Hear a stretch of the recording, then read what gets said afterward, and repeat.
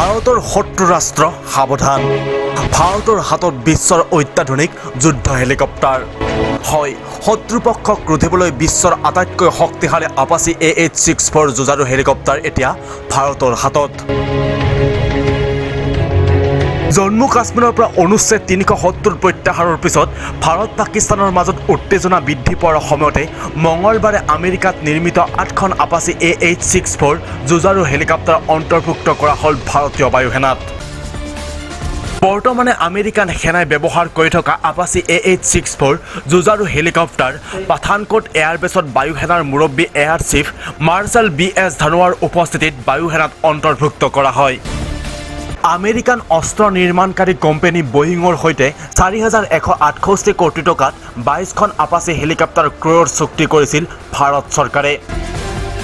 উল্লেখ্য যে চুক্তিমৰ্মে 2020 চনৰ ভিতৰত ভাৰতে লাভ কৰিব 22খন আপাচি হেলিকপ্টাৰ। উল্লেখযোগ্য যে আপাচি যুঁজাৰু হেলিকপ্টাৰ বায়ুসেনাত অন্তৰ্ভুক্ত কৰা ভাৰত বিশ্বৰ ভিতৰত 17তম ৰাষ্ট্ৰ।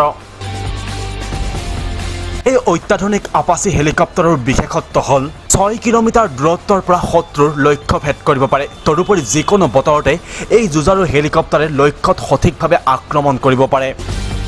আনকি নিশাৰ অন্ধকাৰৰ মাজতো কেমেৰাৰ সহায়ত শত্ৰুক চিনাক্ত কৰিব পৰা যাব এই আপাচি হেলিকপ্টাৰৰ জৰিয়তে।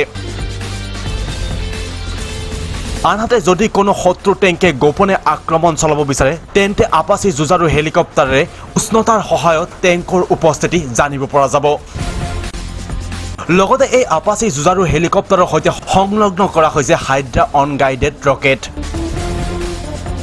যিয়ে 8 কিলোমিটাৰ দূৰৰ পৰা শত্ৰুক নিশ্চিত আক্ৰমণ কৰিব পাৰিব।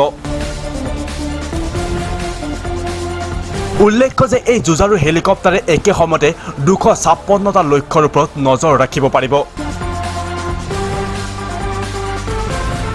ইয়াৰ উপৰিও শত্ৰুৰ মিছাইল আক্ৰমণৰ পৰা বাচিবলৈ আপাচিৰ সৈতে সংলগ্ন থাকে এক ফ্লেৰ,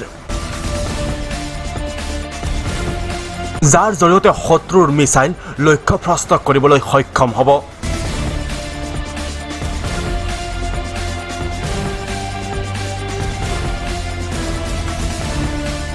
news desk report, news 8 north east.